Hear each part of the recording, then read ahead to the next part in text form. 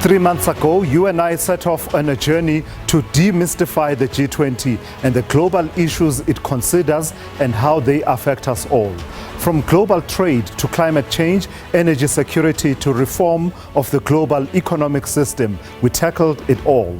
And now, as South Africa's G20 presidency wraps up, we've come to the end of that journey. Good evening and welcome to G20 Focus. I'm Tula Sizwe Semelane. South Africa has just concluded the much-awaited and historic G20 Summit on African soil. Heads of state or their representatives from 18 economically powerful nations and 2 country blocs, the EU and the AU, converged at Nasrec in Johannesburg over 2 days. Despite last-minute hiccups over whether South Africa will emerge with an emphatic leader's declaration or a mere chair's statement, which is produced when consensus has not been reached at the summit, in the end, not only did common sense win the day, but the leaders seemed to be making a point by extraordinarily adopting the declaration right at the start as opposed to the end of the summit, something you never see at gatherings like these. Now we are left with understanding what has happened and what it means for all of us. So tonight we ask the question, has South Africa's G20 presidency delivered for Africa and the global South? Our guests to help us unpack that theme. Tonight in studio, I'm joined by former ambassador to Portugal and former Brand SA CEO, Dr. Kingsley Makhubela. And also joining us from Brazil is Professor Ana Garcia from the Federal Rural University of Rio de Janeiro. But before we get into the discussion, let's take a listen to the outgoing G20 President, Cyril Ramaphosa, at the end of the summit and talking about the leader's declaration and its commitment to concrete actions as opposed to being just words. Take a listen to that. The G20 South Africa Summit Leaders' Declaration is more than words. It is a commitment to concrete actions that will improve the lives of people in every part of the world. Our agreement on a declaration during this summit demonstrates the value of the G20 as a forum that can facilitate joint action on issues of shared concern. Shared concern not only for the leaders, but shared concern for the peoples of the world. More than that, it reaffirms our renewed commitment to multilateral cooperation and our recognition that our shared goals outweigh our differences. Together, we must accelerate progress towards the 2030 Sustainable Development Goals of the United Nations and the Pact for the Future. We have laid the foundation of solidarity. Now we must build the walls of justice and the roof of prosperity. So that was the South African president and the outgoing president of the G20, Cyril Ramaphosa, speaking at the end of the summit. But an extraordinary moment is the one that played out at the start of the summit where, without much being said, without much of the discussion getting underway, the president declared that there has been overwhelming consensus to adopt the declaration. It was something that was unexpected, and I think it will be a moment that will live in history, especially given the context in which the United States, which did not participate at the Leaders' Summit, had insisted that it didn't want this summit in Johannesburg to end with a leader's declaration, but rather a statement of the chair, which happens when there has been no consensus. Here's how that moment played out in a moment that we were told was not meant to be aired in public. As this is the first G20 Leaders Summit to be held in Africa, it carries the hopes and must reflect the aspirations of the people of this continent and of the world. We should not allow anything to diminish the value, the stature, and the impact of the first African G20 Presidency. This G20 Leader Summit has a responsibility not to allow the integrity and the credibility of the G20 to be weakened. In fact, from this summit, we should have a sense that the G20 has been strengthened.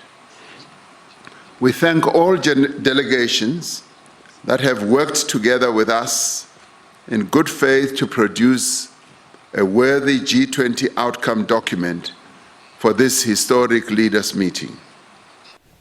All right, so that was the President of South Africa, President Cyril Ramaphosa, speaking at the start of the G20 Leaders Summit. Let's get into the discussion. Dr. Kingsley Makhubela joins me in studio, and Professor Ana Garcia joins us from Brazil. Let me just start with that broad question. Has South Africa's G20 presidency delivered for Africa and the Global South? Let me start with you, Dr. Makhubela. It's a broad question, and it can go in many directions. Also, it covers many topics because it's been a full year of activity, multiple themes under consideration. But what's your best take at answering it? Good evening, Tula Sizwe. And boa tarde, professora. Muito prazer. Tula Sizwe, the delivery of the decisions of the D8, they begin right now. Yeah. So all those decisions that heads of state have made, they'll have to be implemented. And there's a good reflection around issues affecting the Global South. A lot of emphasis on the challenges around the African continent, and correctly so, because the African continent is one of the continent that is left behind in terms of artificial intelligence, industrialization. So these issues are reflected there. So what comes next is the implementation of this decision, and that's where the hard work begins. Yeah, and we will delve into those themes because they are reflected in the Leaders' Declaration, but I just wanted to get your initial thoughts on it. Professor Ana Garcia, just your overall take on this question. This was the fourth successive stint of a country of the Global South presiding over the G20. What's your sense of the extent to which the South African presidency of the G20 has delivered for Africa and the Global South? Good evening to everyone there. It's great to be here speaking from Rio de Janeiro. I just arrived back from South Africa. I think that the Leaders' Declaration reflects the place that Africa has reached in this G20. It's the first declaration where you see really African issues, African initiatives, Africa philosophy. So everything is very being central in the declaration itself. And it's the second year of the participation of the African Union as a full member of the G20. So I think that is significant. The G20 this year has stressed a few of the traditional classical G20 topics, such as the reform of the International Monetary Fund, issues around financial stability, financial monitoring. That's the regional topic of the G20. That's why the G20 was created, and has strengthened and also moved beyond the traditional issues around energy, climate. I would mention two things that I think it's really important. One is the framework on critical minerals. I think this is key for the Global South. And it's key for the future of energy transition and social, environmental issues for communities. And the other issue is inequality. South Africa has delivered an extra report about inequalities that was produced by main specialists. And I think this is a key topic that needs to be further developed and implemented. So, Prof, let me stick with you for a moment. You mentioned the infusion of the word Africa. And we take it for granted, right, that when you are talking about issues that affect the African continent, sometimes in these international documents, you don't necessarily need to mention the continent itself. But is it your point that the text matters and the mention of the word Africa matters, as well as, I mean, the extraordinary inclusion? You talk about African philosophies, Ubuntu features there as a philosophy quite a number of times. In fact, in one of the themes, it talks about, this is on food security, Ubuntu approaches on food security and nutrition and excessive food price volatility. Is that what you're talking about? Yes, that's exactly this. If you look in the previous G20 declarations, it didn't really mention, Latin America or Asia. You said just previously that the previous G20 presidencies were all in the global south, and they were all BRICS presidencies. If you take Indonesia, Indonesia was included as a full BRICS member this year under Brazil's presidency. So we had Indonesia 2022, and then India, Brazil, and now South Africa. But the previous presidencies didn't put the regions at the center. And this called a lot my attention when I read the declaration, how Africa is at the center of many aspects. And African initiatives such as the Continental Free Trade Zone or other initiatives that are clearly mentioned in the declaration. Dr. Kingsley Makhubela, why did it matter? Why did it matter that Africa is centered in this way and mentioned specifically, as opposed to saying we will tackle issues of underdevelopment, over-indebtedness, climate resilience, and those countries that are affected by climate problems, infrastructure issues, energy, food security, without being continent-specific? I think it was very important to lift up challenges faced by Africans, mainly to Lesizwe, because if you look at in the pecking order where Africa is, it's right at the bottom end. And yet Africa possesses large number of mineral resources. You will see in the agreement there are issues of beneficiation. For the very first time that is discussed. I don't think it only relates to Africa. I think it's an overarching issue that would affect every country. Remember, this is a consensus agreement. And consensus agreement doesn't mean that every country that has agreed to it agree with everything. They may have differences about certain elements of the agreement, but they may have affinity in terms of other areas. And it's very important to unpack what kind of consensus came out of this summit. And my understanding is that this was a sufficient consensus, which essentially means that you have members who are dissenting on certain issues, but they've agreed. I think Argentina in case, but they've agreed in this case that they will not withhold their support for the adoption of the agreement. They signed on, actually. Even though they have challenges. So that's how consensus agreement, and you find that South Africa also had certain elements of the agreement that it doesn't find affinity with. That's the nature of multilateral institutions, the accommodation of each other.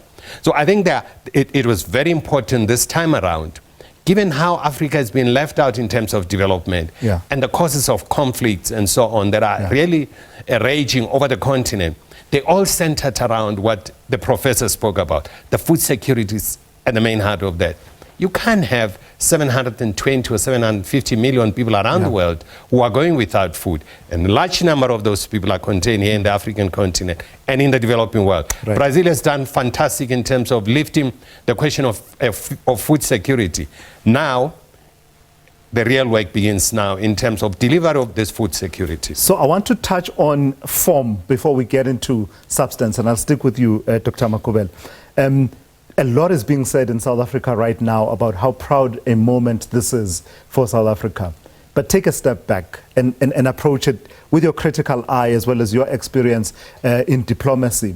Have we drank our own Kool-Aid?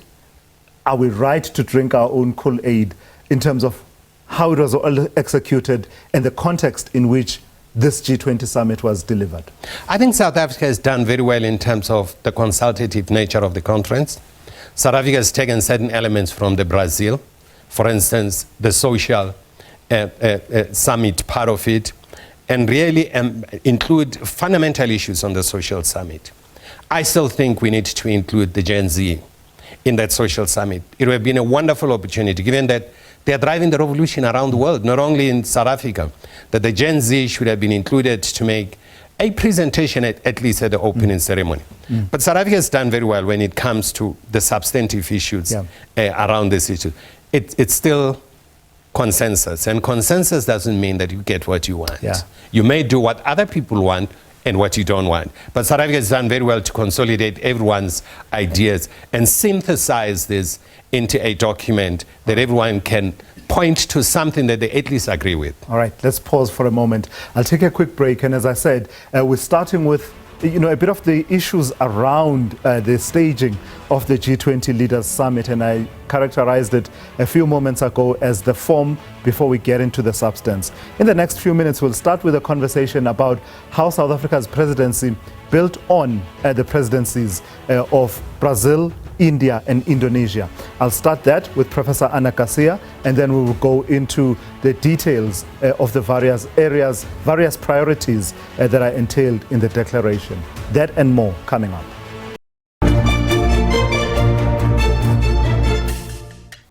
Welcome back. This is G20 Focus. So we were talking a few minutes ago about whether or not South Africa's G20 presidency has delivered for Africa and the Global South. So what we will do now is just go almost theme by theme as best as we can within the time that we have to reflect on some of the themes that are reflected in the final declaration and to what extent they represent what were the expectations of Africa and the Global South. Let's start with this one. The G20 Leaders Summit declaration places emphasis on the urgency of climate change.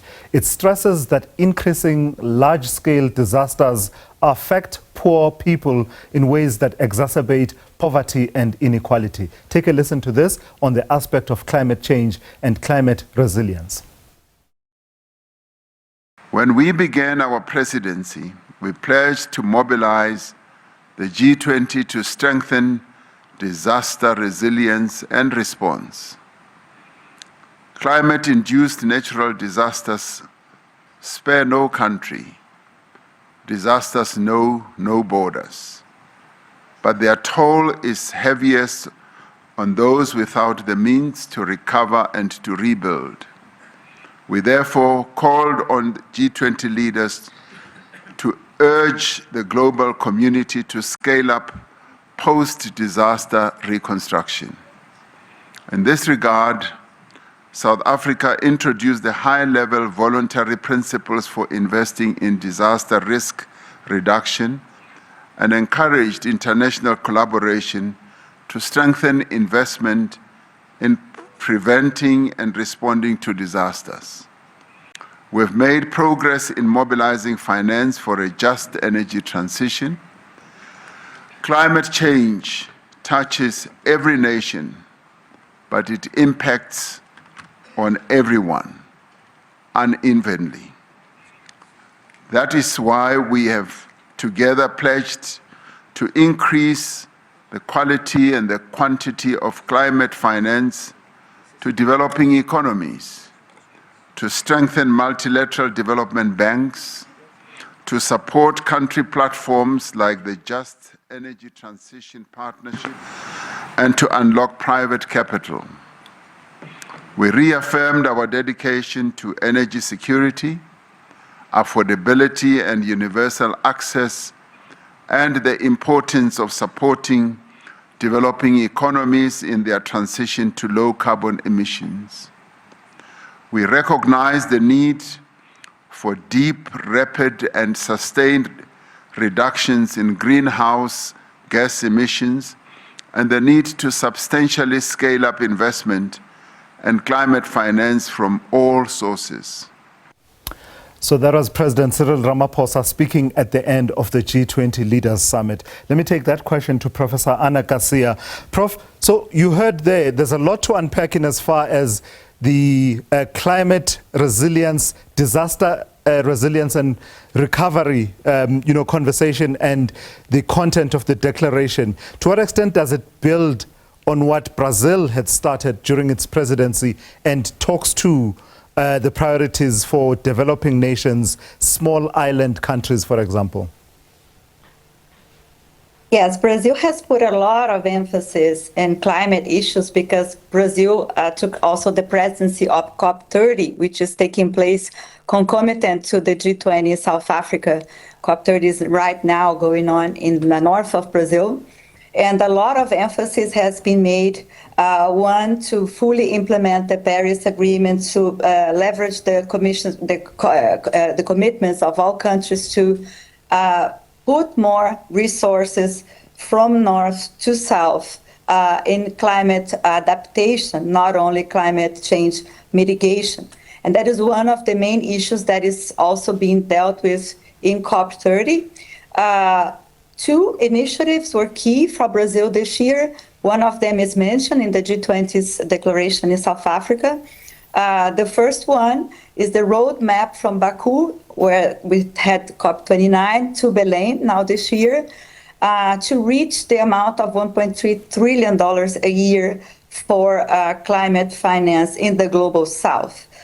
This has been delivered by Brazil this year, this roadmap, and unfortunately the roadmap was not mentioned in the G20 declaration, but there's a lot of issues around climate finance that point in that direction.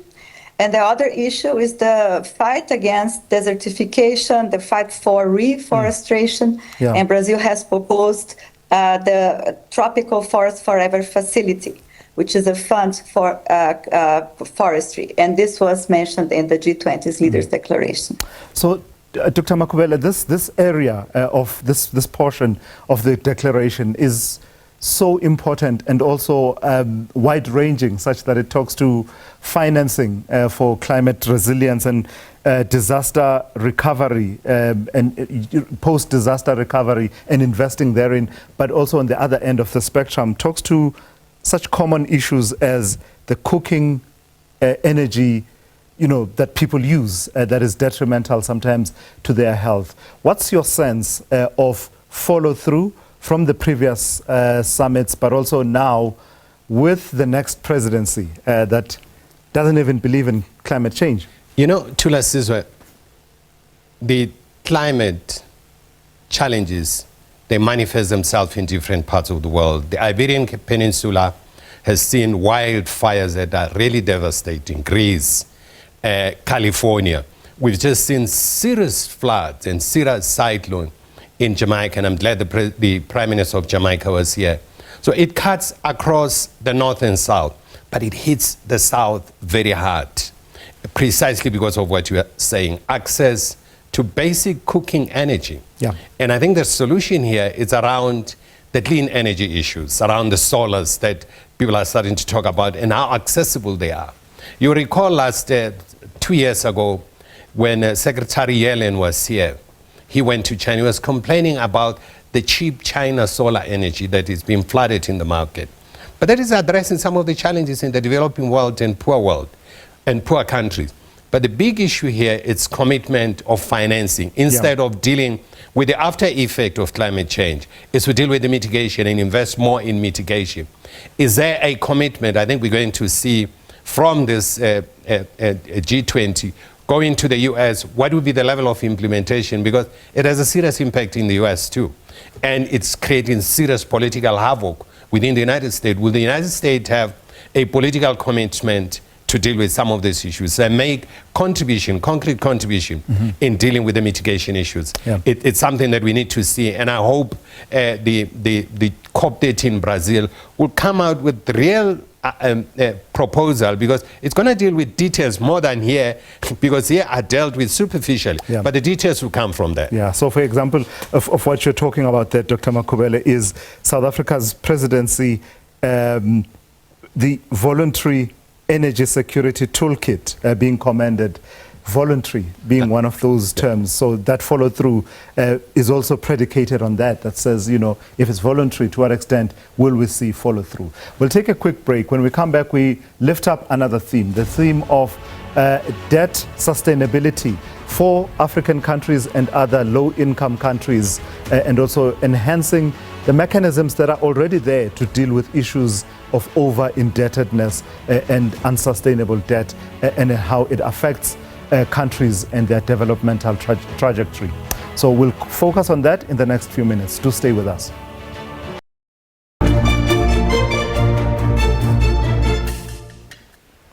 All right, let's lift up another theme that was at the heart of South Africa's G20 presidency, debt sustainability. During his closing remarks at the G20 Leaders Summit, President Cyril Ramaphosa highlighted some of the key commitments contained in the Leaders Summit declaration. One of these is the high level of debt faced by developing nations. This was described as one of the obstacles to inclusive growth for many developing economies. This summit has taken place at a crucial time as calls around the world grow louder for progress on the imperatives of our time: to end poverty in all its forms and ramifications, to reduce inequality within and amongst countries, and to take urgent action to combat climate change.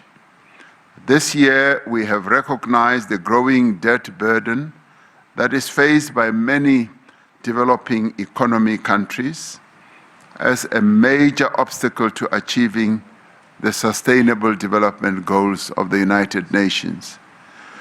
The G20 has pledged to extend support to low and middle income countries as they confront debt vulnerabilities. Together, we must create a virtuous cycle of reduced debt, higher public investment, and more rapid and inclusive economic growth. All right, let's pick up the conversation. Dr. Kingsley Makhubela, a key feature that comes through on the theme of debt has to do with the leaders reiterating their commitment to further strengthen the implementation of the G20 common framework for debt treatments beyond the debt service suspension initiative in a predictable, timely, orderly, and coordinated manner. There was that critique that said the common framework of the G20 is not agile enough. It doesn't respond, within the time frames that you would think are reasonable to assist overly indebted and countries that are on a trajectory that's unsustainable as far as their debt is concerned. Was enough said, though? Is the language strong enough around that? Tilas, is where the most unfortunate part is that the biggest economy in the world was not there. And if you look at the US public debt, it's so high. So as we are sitting now, if you look at the global debt in its totality, including what me and you owe, it stands at $333 trillion. The public debt, what governments own, it stands at $122 trillion. The global economy size in the last 4-5 years has grown by about 22 trillion. It's about 122 trillion now. Now, if you look at this debt, we are highly indebted, all of us. But countries that are hit most, if you look at, for instance, the debt to GDP ratio of most of the developed countries, it's so high. And yet the poor country, for instance, South Africa, 77% of South Africa ratio of debt to GDP. And yet the borrowing cost is so high. And yet you go to country, for instance, Brazil, I think Brazil stands at about 60-something ratio. I'm not sure about the figures. So you're going to find all these disparities in terms of access to capital and these indebted countries that are unlikely to get out of the vicious spiral of borrowing. And until something is done, I'd hope that there will be a pronouncement about debt relief, but I know there's a lot of resistance. You have, within the G20 groups, you have the G7 that has particular position in terms of debt relief. You have the BRICS, you have other formations that are part of the G20. Yeah. So you likely get give and take, and you're unlikely to get what you want. But I think the language is not strong enough to send a message that we do not have to bequeath to next generation what we are consuming today. Yeah, Prof. Garcia, same question to you. Just on the language itself and the critique that is entailed therein, in as far as the mechanisms that already exist within the G20, the common framework for debt treatments and the debt service suspension initiative, and the recommitment and almost an acknowledgement that something needs to be done to fix it. But does it go far enough in terms of the language towards addressing the unsustainable debt that is squeezing out expenditure, in the fiscus of many developing nations, such that a lot of them are spending more on debt service costs than they are spending on health, education, and the likes? Yeah, that's precisely the point. I think that first we have to say that the G20 is the main multilateral forum today to discuss the issue of debt, because it includes the Paris clubs, the traditional creditors, and China, which is the new creditor. So it's the main multilateral space to deal with the debt issue as a whole and not case by case. The debt suspension initiative was done during the COVID crisis for 2 years, but it did not really tackle the problem of debt. Even countries were more indebted afterwards because it had to spend so much money in trying to contain the pandemic.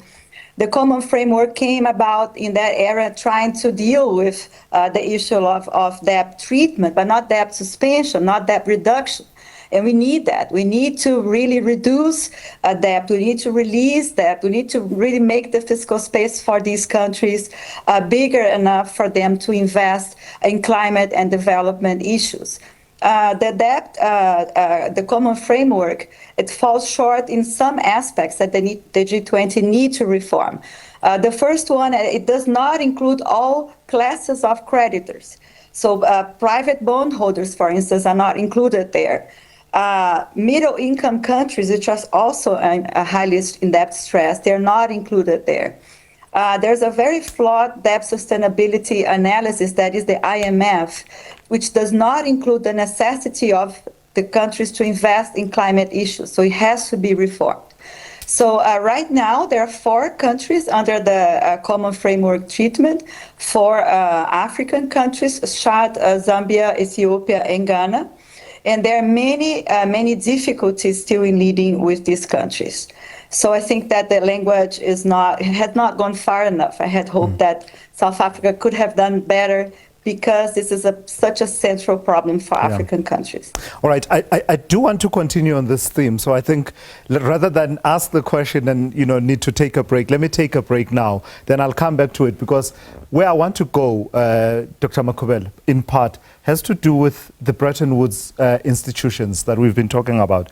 The IMF is mentioned in the leaders' declaration, but I want to pose a similar question in just a moment about whether or not the language goes far enough around the reform of the global financial architecture.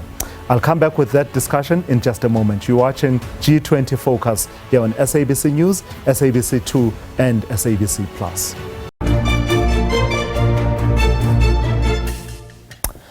Continue to dissect the G20 Leaders Summit declaration, which came out of the Summit of Leaders of the G20 that was sitting over 2 days in Johannesburg, South Africa. Dr. Kingsley Makhubela, I want to wrap up this conversation around debt sustainability, the global economic and finance infrastructure. The portion that talks about the IMF, one of the institutions, and in my reading, I've read that this has been an agenda item for many summits, that something needs to give in the way that the IMF and other institutions are governed, representation in terms of the geographic split, developing nations, the African continent. But as I look at the leaders' declaration, first it starts by calling for all excessive imbalances should be further analyzed by the IMF, and if necessary, and without discrimination, addressed through country-specific reforms and multilateral coordination. Then the second part, they then reaffirm their commitment to a strong, quota-based and adequately resourced IMF at the center of the global financial safety net. Hardly the kind of language that I would expect if this has been a conversation since at least 2008, 2009 financial crisis. The consensus language is always very amorphous and sometimes very confusing. There's been a discussion about the reform of the Bretton Woods institutions for quite some time. And there's been an agreement that the whole actual UN system needs to be reformed. But you find in dragging of feet. If you look at the communique too, it speaks about cross-border financial transaction. But if you look at the impediment that are built within the SWIFT system to do a cross-border transaction, it's so amorphous. It's a huge challenge. So the language would indicate to me that there has been a deadlock in terms of coming up with a specific. So they come up with a language that confuses ordinary people like me and you, and it even confuses them, but they are able to articulate something out of it. It's the nature of a consensus agreement. It's not quite straightforward. I'm not surprised by this. If you look at this communique, other paragraphs, they also very vague in nature. They note, they don't take concrete steps in terms of what needs to be done moving forward. Yeah, in fact, note, acknowledge features quite a lot, including acknowledging the launch of the Ubuntu Legacy Initiative by the Presidency of South Africa, which we're told aims to unlock and accelerate cross-border infrastructure projects on the African continent. Prof. Garcia, I don't know if you want to weigh in on this before we move on and talk about critical minerals and how they featured. Yeah, I think the IMF reform has been really central to the G20. We have to remember the G20 was created in the 1990s to try to contain and manage financial crisis. When it was elevated to a leaders group, it was precisely in the 2008 financial crisis. And the issue about the IMF not being able to preview and to monitor financial crisis, the necessity of reforming the IMF governance to include and represent more emerging economies has always been there. But there are two issues that we need to look at. One is the IMF governance, which is the quota reform, which is mentioned in the declaration, the necessity of being more representative in terms of the countries there and their quotas and votes. And another issue is about the IMF lending policy. And this, there is one mention, one specific one on the rechanneling or rechanneling of the SDRs, which is the special drawing rights, which is the IMF currency, the currency that the IMF uses to lend money to countries. And Brazil has last year already pointed in that direction of rechanneling SDRs to the IMF's trust, is the Poverty and Resilience Trust and the Sustainability Trust. So this has been reinforced, so I think that is very positive. But there is no word and no mention around the surcharges, which is an extra charge that the IMF puts on countries which borrow more from the fund, which is not logic because the countries borrow from the fund because they need to. Yeah. And when these countries borrow more, the IMF charged them more in a way of saying, don't do that, don't count so much on us. And that has caused even worse conditions for those countries, that has caused even more debt distress. Prof. Garcia, let me just end off this portion of the discussion with you.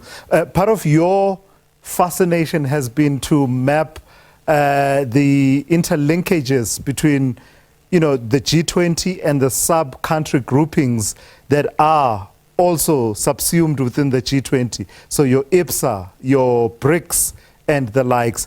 To what extent does the imprecise language that we're talking about, some of the commitments that we're talking about, sometimes being followed through and sometimes not necessarily being followed through, to what extent does it reflect the dynamics within those sub-country groupings, your IPSA, your BRICS, that also form part of G20? Yeah, the G20 is formed by the G7, the traditional main countries in the world, the main economies. Now the Eastern powers, China, Russia, and BRICS countries, Brazil, India, and those two, and global South economies such as Argentina, etc. So this has been very interesting to notice. Brazil was the president of G20 last year, and right after that, it took the presidency of BRICS. So there was a lot of fluidity between G20 and BRICS this year. The BRICS summit took place also in Rio de Janeiro in July, previous July, and it has really had, for the first time, I research and I do work on BRICS since its very beginning, I saw for the first time a G20 language in the BRICS declarations. There was one specific declaration on the IMF reform, which we were just talking about. There's one specific declaration on climate finance.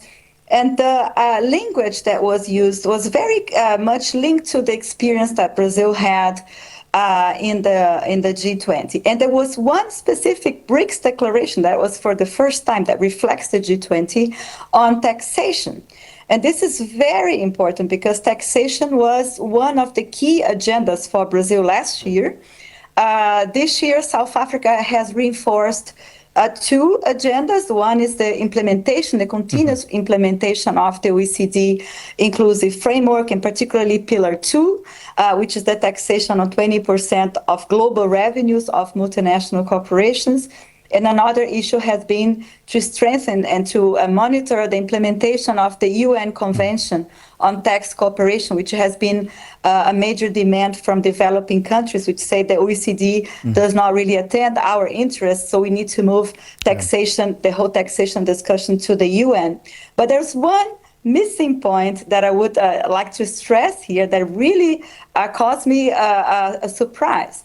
There was no mention about one specific proposition that Brazil has brought up last year, which is the taxation of ultra-high net worth individuals, which are the super rich individuals with wealth over $1 billion. And if the discussion about it in Brazil last year was, if you tax these individuals, there are only about 3,000 of them in the world. If you tax them in 2% over their wealth, you can get almost $300 billion in revenues, for instance, to invest in climate adaptation. So this is an important issue that was brought to BRICS, was very key in the G20 Brazil last year, but did not really resonate in this year's in South Africa. All right, let's pause there for a moment, Prof. We'll come back with, I do believe you want to have a go at it, Dr. Makhubela. I'll come back with that and just conclude on that point. That proposal that came through from the G20 presidency of Brazil around a tax on the super wealthy of the world. We'll pick up on that and then we'll move on and talk about critical minerals and harnessing those for sustainable growth. That and more coming up in a moment.